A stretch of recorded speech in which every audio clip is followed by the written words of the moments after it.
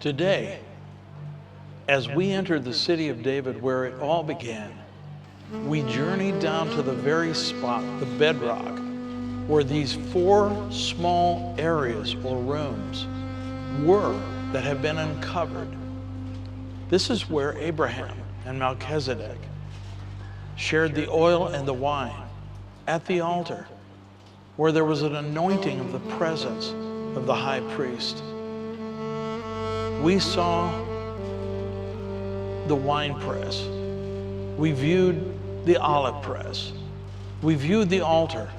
We viewed the area where the sacrifice would be hung to be slain. We viewed where the bread was made.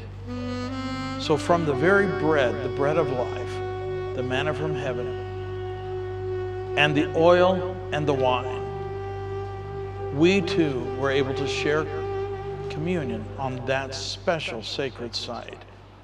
It was a feeling as if I had gone back in time, and yet we were in today.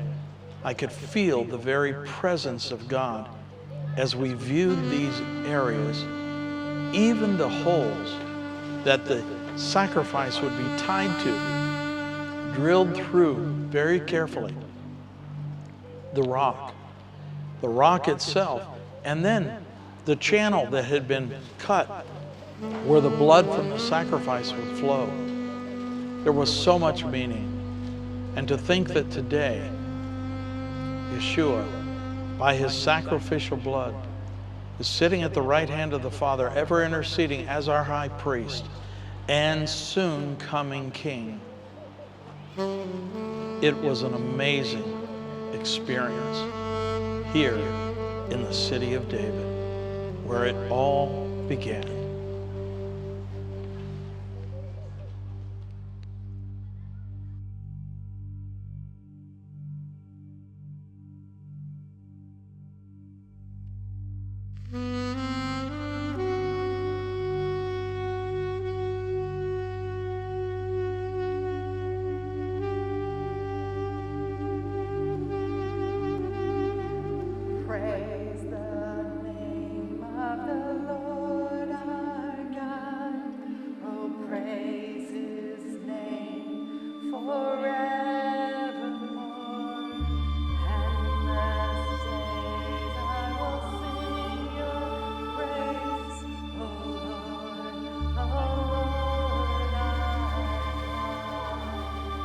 I'm Kevin Jessup with the Return Israel.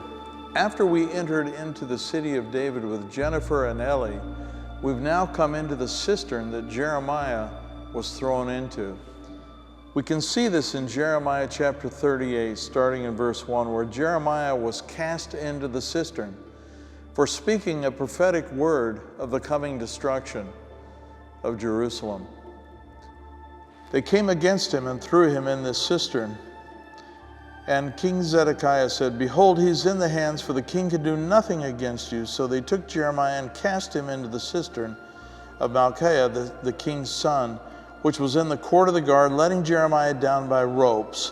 And there was no water in the cistern, but only mud, and Jeremiah sank in the mud. As I look above me, I can see the shaft that they lowered Jeremiah through. And when you look from above, all you see is this shaft. And when you come into the bottom of this cistern, as we have entered here today, you see where he was held with no way out. And then moving into verse 7 of chapter 38, Jeremiah is rescued from the cistern when Ebed-Melech, the Ethiopian eunuch, who was in the king's house, and his very name, Ebed-Melech, means a servant of the king.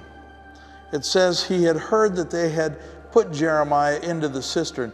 The king was sitting in the Benjamin gate, and Ebed-Melech went from the king's house and said to the king, "My lord the king, these men have done evil in all that they did to Jeremiah the prophet by casting him into the cistern, and he will die there of hunger." And then we see the miraculous edict that gets Jeremiah pulled out of the cistern by the ropes and the clothing that were dropped down. And he's saved through this servant of the king, and he saved him. Jeremiah goes on to speak to the king in private about the coming destruction and lays forth a pathway for him to not be taken as the city is captured by the enemy. The scriptures are coming alive today as we walk into the ancient treasures and unpack the scriptures in the most meaningful way. From the Return Israel, we are here in Jeremiah's cistern. May the Lord once again make a way where there is no way and set the captives free.